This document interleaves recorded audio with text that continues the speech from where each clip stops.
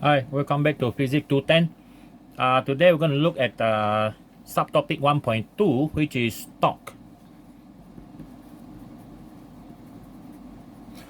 Sometimes the word torque is replaced by moment, but in physics, when we talk about moment, things like moment, rotational thing, torque is a more powerful word, all right? So the symbol for torque is this one, tau.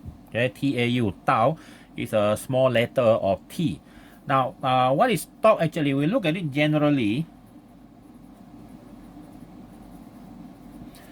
Torque, okay, torque causes things or rigid object to rotate. Okay, to rotate.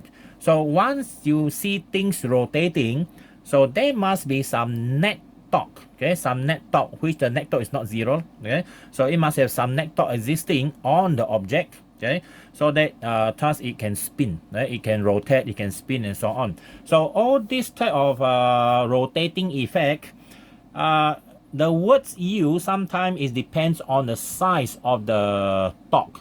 For example, if you talk about electron spinning around, we normally don't call torque. We call that one spin, electron spin. And then for daily life, our own size like that, we use the word torque. Okay, we use the word torque. All right. So that one is introduction for the torque. Now, we need to define what is torque. Okay, we need to define first. So we look at definition. So our definition is this: torque is defined to be the cross product of displacement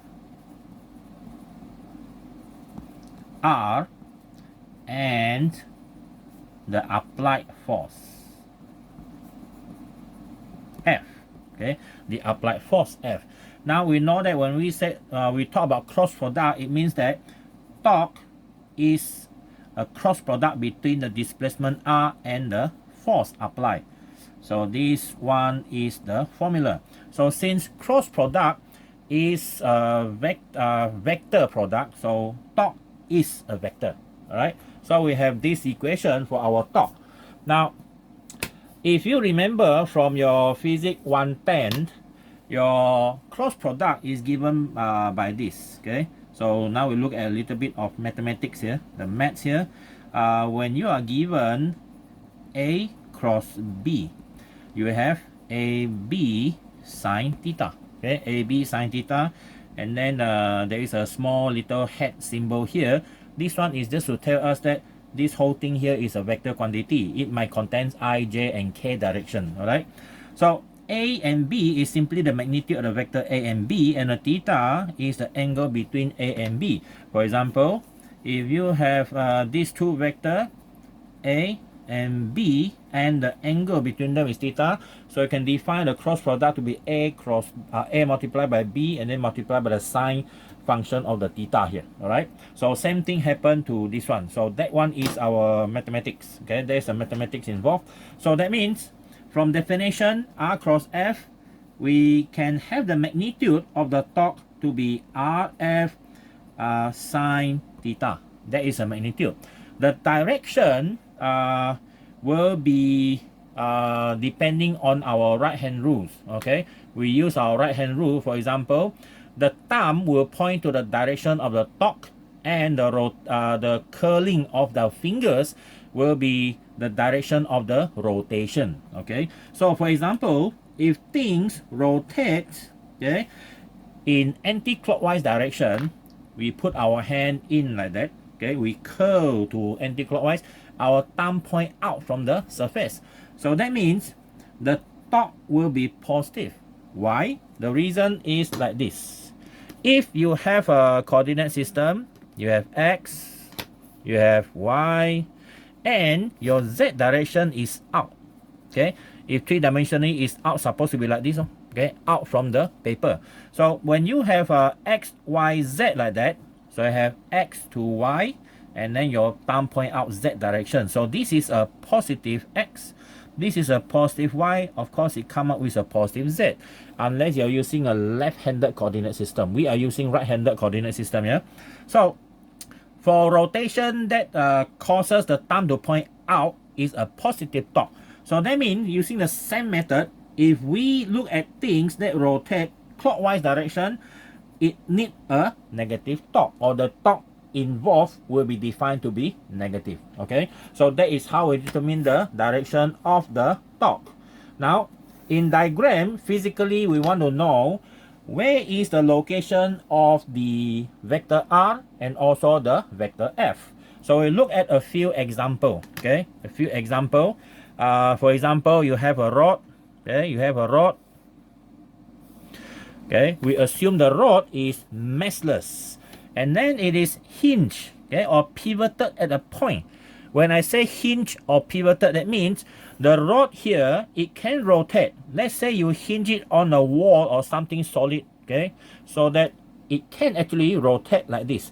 So when I hinge it here, so that means this rod can only rotate up or down. So in your case, it can be like anti-clockwise or clockwise. All right, so it cannot move like this. Of course, we can let it as like that, but we want to simplify only for these two-dimensional first. Okay, now let's assume you apply a force in this direction. Okay, a force in this direction, and the force is called F, and then it is at a certain distance. See or not? That distance is from the pivot point. This pivot point I call O. So this pivot point from the place it applied the force, there is a distance. You know, it's a distance here. So this distance I will call R. Okay, distance R. But for the direction, for the torque, we normally draw what we call it the vector for the displacement starting from here. Right. So that is our vector R. Your vector R, or the displacement vector, okay, position vector or displacement vector R, always, okay, you always draw it starting from the place where you apply the force. So if you apply the force here, then you draw this R accordingly. Okay, so the nearer the force applied, the nearer the vector R to it. Okay, and then this one shows the direction of the displacement is directly coming out from the turning point or the rotating point, which is the pivoted point. Okay, so I call this one pivot point. Okay, pivot point or hinge point. Okay, pivot point or hinge point. Now there is a angle between them, the R and the F. So that one is the angle between the two vectors. Now our torque, okay, is defined to be R cross F. Okay, R cross F, and the magnitude is RF sine theta. And if you will, you use your right hand. Now this force, if you look at this force, what will this force do? If the rod here is very light, no mass at all, so when you apply a force like that, definitely you can actually try to do like this. When you pull like this, pull up, you can see that this rod actually rotates anti-clockwise. So that means if it is anti-clockwise, this scenario here, it will produce a positive torque. Okay? A positive torque is actually being produced. So that is our torque definition. All right. So this is one of the general equation used, but of course in the exam question they can ask you multiple forces, okay, on same object. Okay, so they will ask you what are the total torque or the net torque. Okay, so that one is our torque. Now we are going to go for a different scenario here now. What is the maximum torque? Okay, what is the maximum torque? So the maximum torque, if you look at the equation, your torque is maximum when one of these feature is maximum. We know that R have a maximum like that. And then your F, it depends on the variable variation of the force. But mathematically, the maximum of the force is when the theta is 90 degree. So when theta 90, sine theta is equal to 1. That is the largest value of your sine theta. theta 90, sine 90 is 1, so your torque is Rf. Okay, so that means 90 means your force is applied perpendicularly to the rod. So that one is Rf because your sine theta is equal to 1. The reason is your theta is 90 degree. Okay, so the situation now is like that. Okay, so you have the same rod just now, pivoted point. Okay, pivot point. Okay, and that is a solid wall. That is our pivot point O, and then our force is applied perpendicularly, F, like that. And we're on the same point, our position vector here is R, and this one is 90 degree. So your theta is equal to 90 degree. Thus, from this case, you're going to produce the largest torque. Even though the distance here is the same, the force is the same. Alright? So that one is maximum. So the torque is maximum when your theta is 90 degree. Now, we look at another scenario. What is your minimum torque? Okay, what is your minimum torque?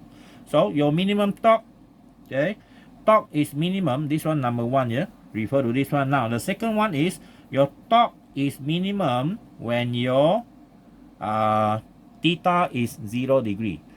Theta 0, sine 0 is 0, so the whole thing 0. So the minimum torque is always 0. Okay, minimum torque is always 0. So now I want to look at what is the situation that give it 0 torque. Okay, the physical scenario must look like this. Okay, it will look like this.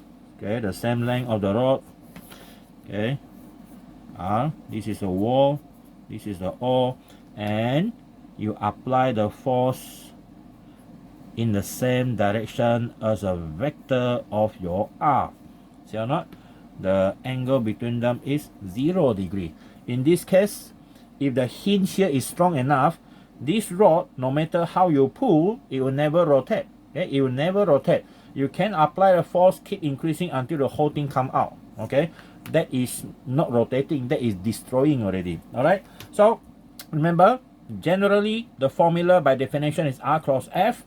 So the magnitude is Rf sine theta, and then your maximum torque is when theta equal to 90, or the force and the displacement vector are perpendicular to each other. Okay, and then it is minimum when theta is 0, or in other words, F and R are in the same direction. Okay, in the same direction. So that is our detail of the torque involved. Okay, so that is the torque. Now we're going to look at example. Okay, example of the question involved torque. We start with a simple example. Example 1. Okay, example 1. Now our example 1, I will say, just involve a rod. Okay, a rod, hinge, okay, pivoted at a wall that can rotate clockwise and anti-clockwise from our point of view, and then there is a force applied to it, and the force here is, let's say, 100 newtons, and the length of the rod, okay, so I'll call this one O, and the place where it applied the force is called A. So the length OA is equal to, let's say, 2.5 meter. Okay, the length is 2.5 meter. Now the question is calculate, okay, the torque on the rod OA, okay, by assuming the rod is massless. Okay, is massless. It does not have mass. So that means if it does not have mass, we know that only one force is involved. Okay, only one force is involved. And one more thing here, I forgot to give you the angle. So let's say the angle is 30 degree. Okay, 30 degree. So we calculate, okay, the torque involved. All right. So our torque here, by definition, the torque is equal to R cross F. Okay, so we calculate the magnitude first, R F sine theta, and the R is 2.5, right? Now we draw the vector involved, okay? The vector R involved in this direction, and that vector R is the displacement of point A from O. How far is that displacement? 2.5. 2.5 meter, okay? It's the same as the length of the rod because it is at A, okay? It is at A. So now we have the value of R, which is 2.50 multiplied by the force of 100 newtons and then sine 30 degree, okay? So we need the help calculator. We have 2.5 times 100 and then times sine 30 degree. All right, so I have 125. Now, what is the unit for torque?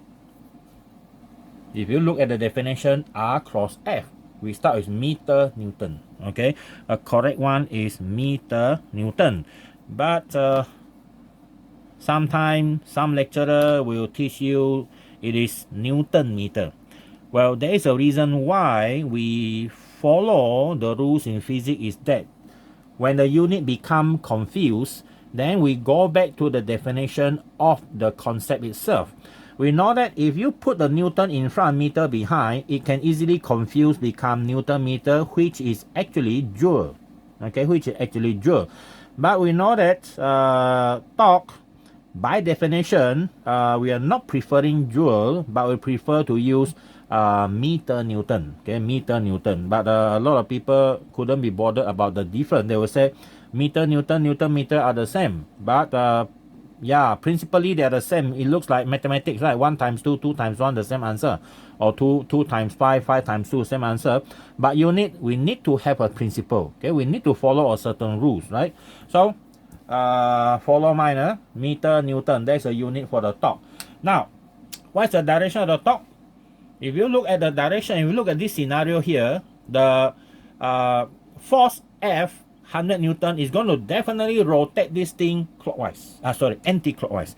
It's going to rotate this thing anti-clockwise. Okay, anti-clockwise. So, anti-clockwise, it is a positive torque. Okay, it is a positive torque. So, we can write down like this. So, the torque is positive with positive 125 meter Newton. Okay, the magnitude is 125. Alright. So these are example of easy one. Alright, so this is our page 1. Now we go to example 2. More forces is going to involve now. Okay, so we have more calculation to do. So our example 2. Okay, now example 2. Let's say our rod now is not that innocent anymore. It has weight. Okay, it has weight. And let's say the weight is 10 kilogram. Okay, 10 kilogram. This is a wall pivoted point. Okay, you apply the force now at a different angle. The force now I will change to 50 Newton, and then at an angle of 60 degree. Okay, 60 degree. That's our theta, 60 degree. And then the rod is uniform. The rod is uniform. That means the weight of the rod OA, okay, is going to act through the center of mass. Okay, the center of mass here. So this is a weight. So the rod has a mass of 10 kg, and then the length is the same. Length of the rod is 2.50 meter. Okay, so now you know that your weight is equal to mg. Now calculate. The question is calculate the resultant or net torque on the rod OA. Okay, calculate the resultant or the net torque on the rod OA. Alright, so what is the first thing that we need to do? First, you need to label. Okay, you need to label the R. Remember, the more forces involved, the more R will be involved. Alright, so we start with the nearest one. Okay, the nearest one from our rotating point. This is the rotating point. So what is the distance of W, or the weight from the center of rotation? This one I will call it R. W. Okay, R, the displacement vector of the weight. Okay, we look at the value later. And then you have another force, another distant displacement R. This one is RF. So why I use a subscript F and W? Because when you have more than 2 or 3, then you start to get confused which R you're using. Don't simply use R, or at least you're using R1, R2, and R3. But here it's easier if you refer the subscript to the force that you are looking at. W have RW, F have RF. Okay, you can have anything as long as you put a subscript, they are related. Now, next thing is, what's the value of RW? Because it happened to be a uniform rod. A uniform rod, it happened at the center. So that means the distance here will be 1.25. Okay, 1.25. So here we know that it is 1.25 meter. And then the angle between the RW and the W is 90 degree. Okay, 90 degree. And then the next one is, this one is 2.5 meter. Okay, 2.5 meter. 2.5 meter and the angle is 60. This is a given one. Alright. So now that is the first step. You label everything that you need to for your next part of the calculation. Okay. The next thing is, we need to know which force is going to rotate the thing clockwise and which one is going to rotate it anti-clockwise. Now, when you look at that things, you look at them one by one, starting from the nearest one to the rotating point. This is our rotating or our pivot point here. Okay, our pivot point or hinge point. Okay, or a hinge point. Now, if we look at W, we assume F is not there. So let's say no F. What happens when you don't support the rod? If you don't support the rod, of course this thing is going to pull it down, right? So when the weight pull the rod down, the rod is rotating clockwise. So rotating clockwise, using your right hand rule, your thumb point in. So this one is going to give you the negative torque. Okay, and then the next force is the F. So the next force is F. We assume W is not here, like the example before. When there's no W and you apply the force F, definitely this rod is going to rotate anti-clockwise. Anti-clockwise is going to have a positive torque. Okay, so we can calculate the torque separately. We calculate the negative first because it is the nearest in this case, and then after that it is the positive torque. Okay, so we go for the negative torque. Okay, so the negative torque is equal to R, this one is vector, RW, okay, multiplied by W, and then sine 90 degree, remember? Okay, and then where is the magnitude? Okay, where is the magnitude? So the magnitude of the negative force is RW is 1.25, and the W is mg, and the m is 10, and then the g is 9.81, and then you have sine 90. Of course, we know sine 90 is 1, so that means that is a maximum already. Okay, next one. We calculate 1.25 times 10 times 9.81. Okay, so we have 122. Okay, 123. So 123 meter Newton, but this is a negative torque, right? So we put a negative sign in front. Alright, so that is the first one. And then we come to the positive torque. Our positive torque is the R, F, and then F, and then sine 60 degree. Okay, and then we put in the value. The RF is 2.50 multiplied by the force of 50 Newton and sine 60 degree. Okay, so 2.5 times 50 times sine 60 degree. So we have 108. Okay, we have 108 meter Newton. Right, positive. Okay, this is a positive torque. Then the next thing is our resultant force, right? So torque resultant. Okay, resultant is equal to the positive torque plus the negative torque.